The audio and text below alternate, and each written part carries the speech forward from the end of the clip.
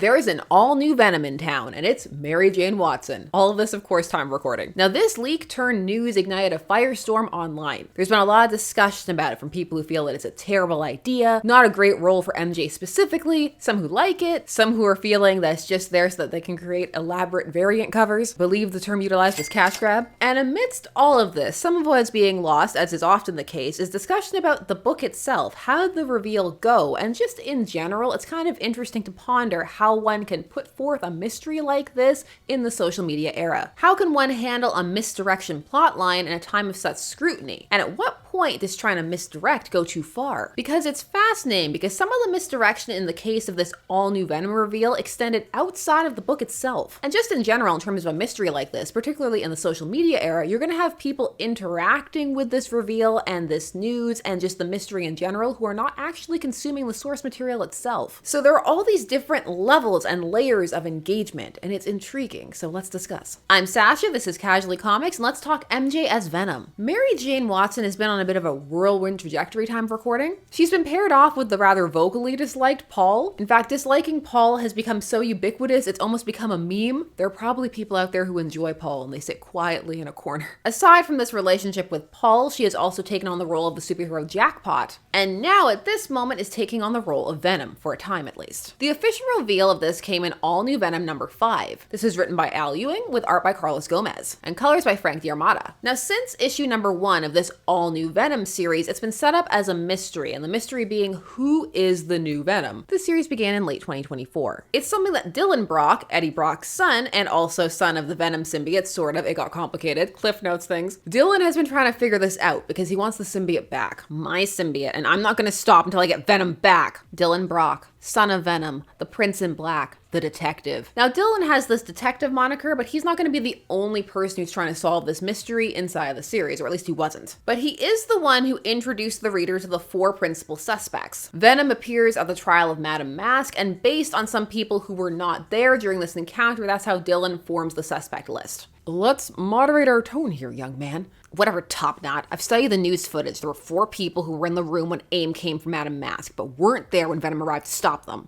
Did you say Venom? Luke Cage, Rick Jones, Robbie Robertson, and Madame Mask herself. Get the picture? One of these people has the Venom symbiote. And so the mystery was set. And there were even some interviews discussing this, with the writer Al Ewing talking about these 4 suspects and why they were interesting choices. And part of that was because they didn't have a prior connection to the Venom symbiote, who at this point has been very entrenched in the Marvel Universe and has ties a lot of places, not just the Spider-Man lore. Ewing really gave some love to Rick Jones, which was nice. Rick Jones used to be a lot more important than he is time of recording. There were even entire what-ifs about what would have happened if he had not been at certain events. Now, on the mystery itself, Ewing stated, those are the 4 names on Dylan Brock's list, but we'll be giving readers all the clues issue by issue right along with him. So if one can see right there, there's wiggle room for the idea that it wouldn't necessarily be one of those 4 if one reads in between the lines, but it's a bit of an omission type thing. However, what some latched onto is that MJ is not one of those names. There were 4 suspects and she was not one of them. So some feel that this was unfair or false advertising. And even outside of this interview, inside of the story itself, it does present the idea that there are going to be these 4 suspects. Now, what this is a misdirect, and it's not an uncommon trope inside of mystery fiction. What makes this unique is that the misdirect is happening not only inside the book itself, but also in the ancillary marketing and press material around it, which for some raises the question of, is that too much? Does all of that layered on top of each other take it from misdirection to misleading? Because some of these elements lean more towards the promotional side of things, such as the 4 variant covers featuring the suspects as the new Venom, which then leads some to ask the question, is that false advertising? Or is that all part of the mystery and fun and just fair game? There's also the other question some ask of who is going to engage with this extra material. Is it more likely to be fans looking for extra info? And if so, does that just make it part of the experience? Is it going to be retailers looking to buy?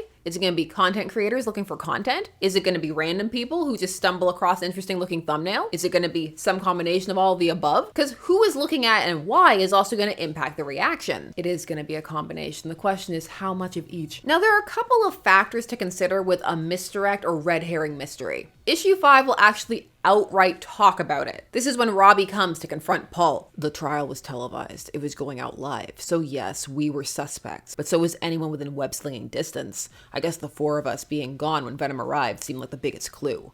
but really, it was always the biggest red herring. Miles is going to vary on that line, so I'm going to feel that it's very on the nose. In general, the way a misdirect is meant to function is that there will be a series of clues that seem to point one way, but upon reveal it will become clear how they could also point to who was always the true suspect, even if they were never named. This means that for a misdirect to be successful, it has to actually present those clues. Otherwise, it's unfair, and one's presenting the reader with a mystery they couldn't possibly have ever solved. In all fairness to All New Venom, it did present clues. There were things like the way the Venom symbiote's powers were working, how it seemed a bit more randomized. There were the puns and jokes that the symbiote was making. There was discussions about being late for certain meetings, which then coincide with things that Mary Jane had to do. There was discussions about the height of the symbiote. You had to get deep for that one, but people did online. The hope for these type of mysteries is that the reader will get engaged, and in this day and age, that also includes online with fan theories, forums, those kind of things. TikToks, YouTube videos, trying to get people to solve it alongside the characters. Hopefully that will also translate to people going and getting involved with the book, word of mouth. Inside of this series, several of the characters were trying to figure this out. And as just mentioned, in certain subsets of fandom, that was happening as well. You can see discussions on Reddit and the like. One of the theories that started to take off was the idea that started kind of jokingly, but then started to gain some traction, that the Venom symbiote was going to be Paul. If there's a way to smack talk Paul, the fandom will find it. Now, what's noteworthy there is that Paul was also not one of the original choices, so it is clear that some were open to the idea of moving outside of the four given suspects, either jokingly or seriously, or just recognize the idea that just because they said that there were four, it didn't mean that necessarily it was going to be true. Take everything with a grain of salt. Trust nothing. This leads into another factor of misdirection mysteries, or just mysteries in general, and that is that the reader or fan or whoever needs to be engaged. They need to care about what the mystery is. If people don't care about the core mystery, then the reveal has a larger chance of falling flat, no matter how shocking it is. What can make this type of mystery a bit unique to this time period is the fact that the reveal itself can end up gaining more traction than the source, depending upon what it is, because it can end up becoming viral or shared. And so you can end up in a situation where people who may be more loosely aware of the mystery, or even where it comes from, and who aren't engaged with the source material at all, will be involved in the discussion of it. And there's nothing inherently wrong with that. It can lead to more interest and perhaps discussion around the book. However, it does mean that there's going to be a lot more opinions coming from some very varied sources. And that just needs to be borne in mind. It's neither a positive or a negative, it's just a fact. There's a lot of discussion about this reveal, about it being cheap or unearned or ludicrous or just for shock value. And so when you're entering into a landscape where some are coming from that perspective from having engaged with the work and some aren't, it can be very interesting to navigate. Now, granted, this could happen before, but usually on a smaller scale. This leads to a more increased likelihood that the discussion around MJ being Venom could eclipse the work from whence it came, and just become a more abstract discussion about her being Venom in general, rather than her being Venom in the context of the story, because those could be potentially two different discussions, or they could overlap. So let's discuss it both ways. We've heard it both ways. In terms of the comic itself, there was some fun setup to the mystery in general. There was the whole recap blurb being kind of scratched out slowly, revealed issue by issue. They played a lot with the actual suspects trying to investigate each other, and just the way that they cut from panel to panel to try and lead one down the path. One issue of, oh, it's this person, the next issue, oh, it's that person. There was the actual potential that the people presented as suspects could have been. The people who are investigating have strong reasons to be doing so. And just in general, the story had some interesting character interplay outside of the mystery between, for example, Paul, Dylan, and MJ. If one is a Paul hater, then Dylan was just roasting Paul this entire time. Paul, I need you in the kitchen for a sec, hon. Yeah, Paul. Go make some more vegan crap that sucks. Yeah. Break up already. So if I were Madam Mask, where would I hide? Dylan, hello. I got ice cream, okay? But I'd like for the two of us to have a discussion about hurtful words. Dylan? Now, as mentioned, there were clues presented outside of the person not being in the room at the opening trial of Madam Mask. And so based on some of those, some did guess that maybe it could be MJ, or at least when the leaks started to happen, that maybe it did make sense. There was also the fact that Venom wasn't a scientist and didn't seem to fully understand as well all of the scientific processes, which eliminated some people. There was also the gambling puns that were being made. In terms of MJ being Venom in this particular story, it does add a bit of tension to this storyline for a few reasons. One is that that her and Paul have been having a lot of issues. And so this further complicates their relationship. Also, it adds a complicated element to the relationship with Dylan and her motivations for fostering him and just a whole layer of things. In terms of the mystery, some of the more cynical out there felt that it had to be either Paul or MJ because they were being included inside the narrative, and what other reason was there to have those two specifically there? There's also another theory floating around out there that it was meant to be Paul, but then people guessed it and so they switched it. Although some feel that because of the variant covers, they beg to differ. In terms of the variants, they are definitely having fun with them. I can see some people picking them up, and there are some kind of inside joke ones. There's one for issue 5 in particular that does that, where the Venom symbiote, the face, is being covered by a big red flower. That is a callback to very early Spider-Man days when Peter was always dodging meeting his aunt's friend's niece, and whenever she would show up, her face would be covered. There was one where it was a big red flower. Now, when it comes to this reveal, not everyone loves it. Some who read it feel like the clues were a bit too obscure, or a bit of a reach. Just in general, that's a bit of a contrived idea. And because it was a misdirect, some feel not misdirected, as mentioned, but misled. Now, some who either read it or didn't read it just don't like this for MJ specifically as a character. There's a lot of talk around main universe MJ in regards to what her relationship should be to Peter, and also how she should be used inside of the Spider-Man and Marvel universe. What is her role? Now, some just want her back together with Peter and hopefully on the path to being married again. Get out of here, Paul. Peter and MJ are the iconic Spider-Man couple, although you will find some who prefer some other love interests. But MJ and Peter have a very special place for certain fans. That relationship is in such an